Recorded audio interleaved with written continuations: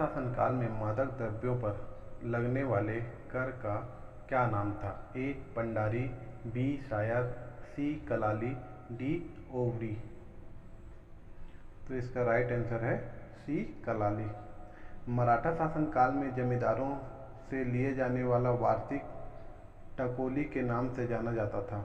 मादक पदार्थों पर कलाली नामक कर वसूल किया जाता था। आयात निर्यात पर लिए जाने वाला कर शायर कहलाता था। गैर कृषि कार्यों से पंडारी नामक कर वसूल किया जाता था। अलग अलग अपराधों पर लगाए गए जुर्माने को सेवई कहा जाता था। चलिए अगला क्वेश्चन। मराठा शासन के अंतर्गत छत्तीसगढ़ में सूबा व्यवस्था के अधीन प्रथम सूबेदार निम्नलिखित में से कौन थे? ए महिपत राव, बी विट्ठल राव दिनकर, सी केशव गोविंद, डी बीकामेजी। तो इसका राइट आंसर है ए महिपत राव। मराठा शासक वेंकोजी भोसला ने छत्तीसगढ़ में सूबेदारी व्यवस्था प्रारंभ की थी, ठीक है, तथा छत्तीसगढ़ में नियुक्त होने वाला प्रथम सूबेदार महिपत राव दिनकर था, जबकि अंतिम सूबेदार यादराव दिवाकर था। छत्तीसगढ़ में नियुक्त होने वाले सूबेदार भोसला शासन के अधिकारी होते थे। अगला क्वेश्चन है, मराठों द्वारा 1790 ईस्वी में शासन की सुविधा के लिए संपर्क क्षेत्र को अनेक परगनों में विभाजित किया था। परगनों के प्रमुख अधिकारी को क्या कहा जाता था? ए बरार पांडे, बी पोद्दार, सी कमाविजदार, डी बड़कर। इसका राइट आंसर है सी कमाविजदार। अगला क्वेश्चन, मराठों ने छत्तीसगढ़ में अपनी राजधानी स्थापित कहाँ पर किया था?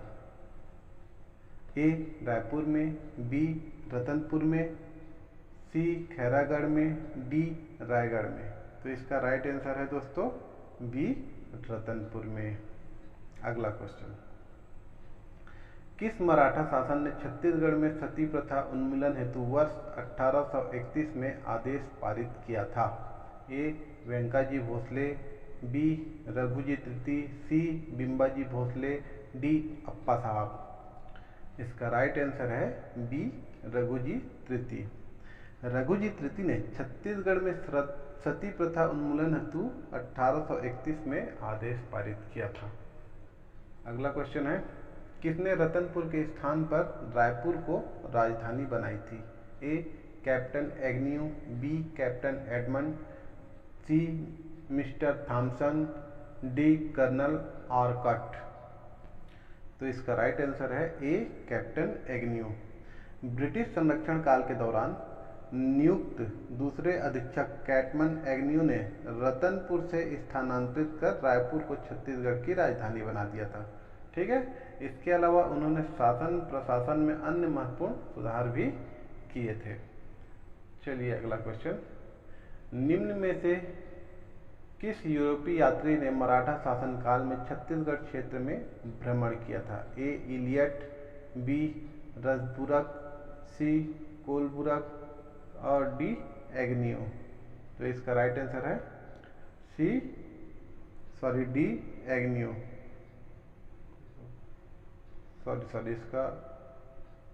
इसका राइट आंसर है सी कोलब्रुक। चलिए अगला क्वेश्चन, रतनपुर में राम मंदिर निर्मित कराने वाले मराठा शासक का नाम क्या था? ए वेंकाजी भोसले, बी बिंबाजी भोसले, सी महिपत राव, डी केशव गोविंद।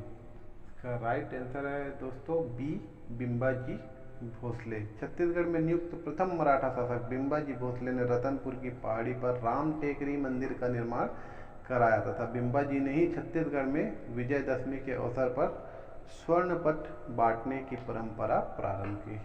ये इंपॉर्टेंट है दोस्तों, दोनों को याद रखिएगा। अगला क्वेश्चन है, रतनपुर राज्य में भोसला आक्रमण कब हुआ था? ए 1741 में, बी 1745 में, सी 1758 में, डी 1787 में। तो इसका राइट आंसर है दोस्तों ए 1741 में। अगला क्वेश्चन, छत्तीसगढ़ के किस मराठा शासक ने सूबा व्यवस्था प्रारंभ की थी? ए बिम्बाजी, बी चिमणाजी, सी वेंकोजी, डी परसोजी। तो इसका राइट आंसर है सी वेंकोजी। छत्तीसगढ़ में नियुक्त दूसरे मराठा शासक वेंकटजी भोसले ने छत्तीसगढ़ में सूबेदारी व्यवस्था प्रारंभ की थी। चलिए अगला क्वेश्चन। छत्तीसगढ़ के रतनपुर राज्य पर आक्रमण करने वाला मराठा सेनापति निम्नलिखित में से कौन था? ए रघुजी प्रथम, बी भास्कर पंत, सी विट्ठल पंत, डी दिनकर पंत। तो इसका राइट आंसर है दोस्तों बी भास्कर पंत। ठीक है, 1741 में रघुजी प्रथम के सेनापति भास्कर पंत ने रतनपुर कलचुरी शासक रघुनाथ सिंह पर आक्रमण किया था। अगला क्वेश्चन है, छत्तीसगढ़ में मराठा शासन में निम्नलिखित में से कौन सी शासन प्रणाली लागू की गई थी? ए जमींदारी व्यवस्था, बी सामंती प्रथा, सी सूबा शासन, डी स्थानीय स्वशासन। तो इसका राइट आंसर है दोस्तों सी सूबा शासन। छत्तीसगढ़ मराठा शासन के दौरान मराठा शासक वेंकटजी भोसले के द्वारा छत्तीसगढ़ में सूबा की शुरुआत की गई थी। अगला क्वेश्चन है, छत्तीसगढ़ में मराठा ब्रिटिश काल में प्रमुख आयात निर्यात कर कौन सा था?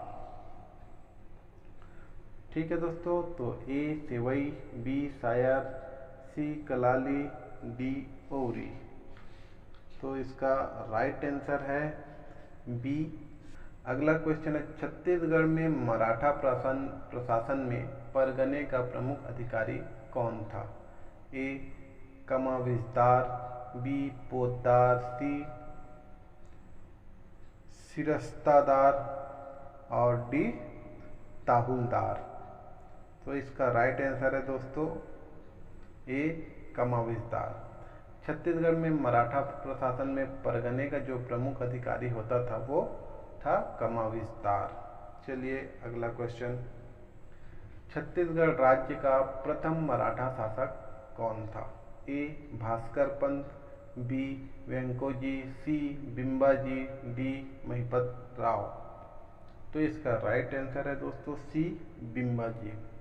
1758 में छत्तीसगढ़ में प्रत्यक्ष मराठा शासन स्थापित होने के बाद बिम्बाजी भोसले को यहाँ का प्रथम मराठा शासक नियुक्त किया गया था।